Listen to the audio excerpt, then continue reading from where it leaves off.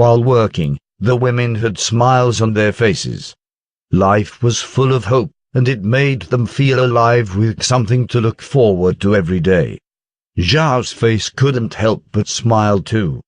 Some of the women were carrying the cornstalks. Zhao didn't intend to hide anything from these slaves. After all, they had been branded by the Buda clan crest, so their fates were now linked together with the Buda clan. There was no need to hide anything from them. By now the slaves seemed to have adapted a little to Zhao's magical abilities. They didn't react much when he brought out the cornstalks. Seeing the female slaves carrying the cornstalks, he told them, "You can use these as a bed when you lay them down on the floor. Also, you can use them to make a fire.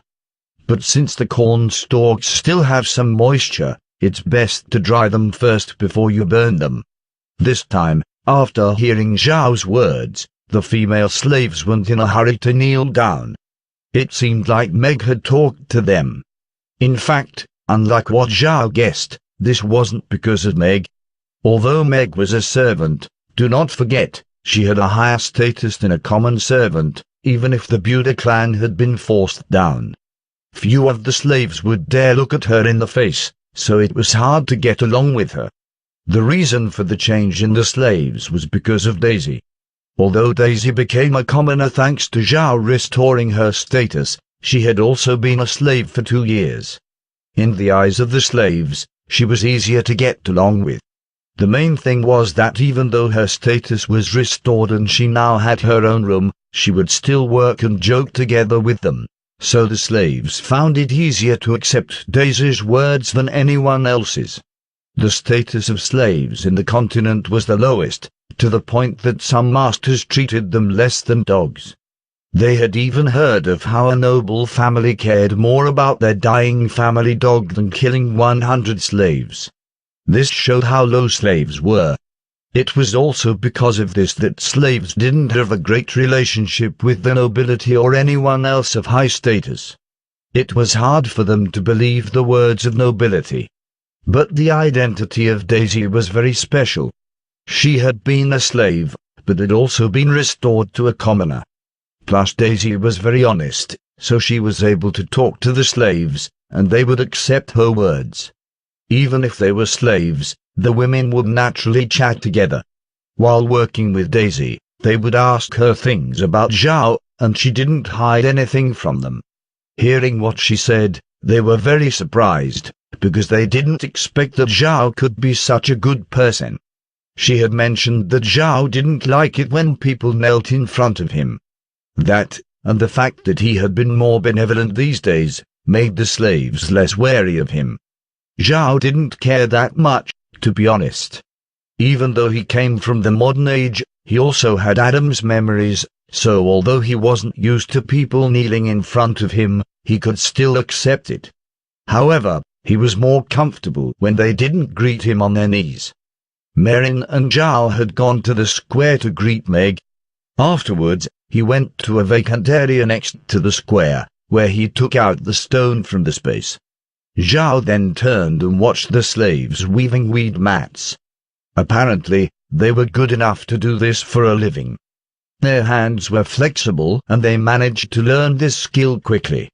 Sitting on the ground, everyone was surrounded by piles of weeds, almost to the point of blocking them from his sight. Seeing them like that, Zhao couldn't help but think of something Cao Chuan Ji Jin. It was the story of how Zhuge Liang used straw boats and scarecrows to steal arrows from Cao Cao. Straw boats. It was then that Zhao finally remembered seeing something on the news in his past life.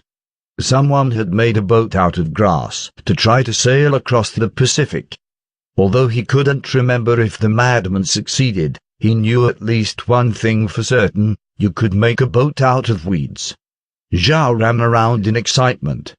If he could really use weeds, then the problem of making a boat would be solved.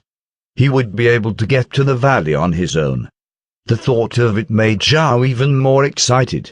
However, standing next to him was Merin, who was scared because she didn't understand why Zhao was running around. "Master, do you feel well?" Zhao recovered and saw Merin staring at him. He turned around, and sure enough, everyone else was staring at him too.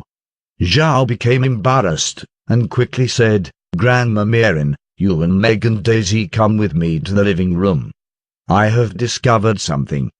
Merin didn't know what Zhao was going to do, but if he thought of it, then she believed that it must be a good thing.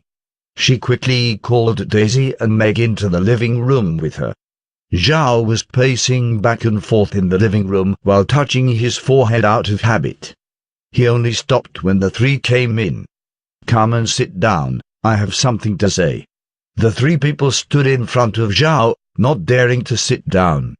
Zhao smiled, then sat down himself, and waved them to do the same. "Please sit down." The three finally sat down, but they sat with their backs straight, and Daisy was even looking down. While looking at the three, Zhao said, "I just suddenly thought of a way, Grandma Merin, of how we could make a boat to get to the valley. Right now we don't have enough supplies to build a boat, but when I saw the pile of weeds, I suddenly thought, why can't we build a weed boat?" They all stared at him, and even Daisy looked up. This was the first time they had heard of building a boat with weeds. Merin was uncertain. "Master, can it be done?"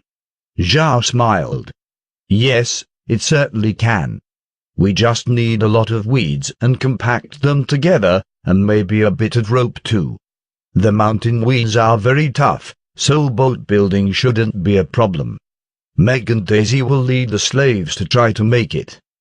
Don't be afraid if it may take a few tries to be able to build it." Merin saw Zhao's confident look, and even though she didn't say anything, in her heart she thought that even if this doesn't work, the worst that could happen was that they would lose some weeds and rope.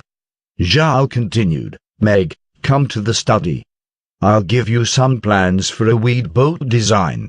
Having walked upstairs, Meg quickly followed after him. Once they were in the study, Zhao drew a weed boat from memory. The design wasn't very complex. It looked like Arabian shoes, with the front end tilted high and the back end relatively flat. Overall, it had a thick bottom, and was tied in the middle with rope to make it solid. He drew this as a reference for Meg. Once he was finished, Zhao gave the paper to Meg. "This is probably what the boat looks like. See if you can make a boat according to this. Trying more than once doesn't matter." Meg left while holding the drawing. Left alone, Zhao didn't know what to do with himself, but then he caught sight of the books in the study, and his eyes brightened.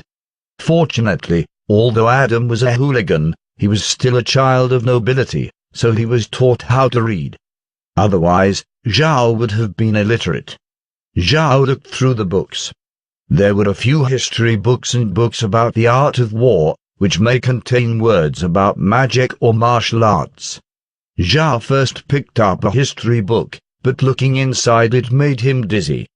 Parts of it were written like a Bible, while other parts were written like it was telling a fairy tale. It was too difficult to understand, giving him a headache. After reading 2 pages of the history book, Zhao threw it aside, then picked up a miscellaneous book. This miscellaneous book seemed to be a personal travel diary, and it recorded a large number of traditions and legends in the continent. This suited Zhao's exact taste, and he couldn't help but read it carefully. Because Zhao hadn't come out from the study for a long time, Merin and Meg went in to check up on him.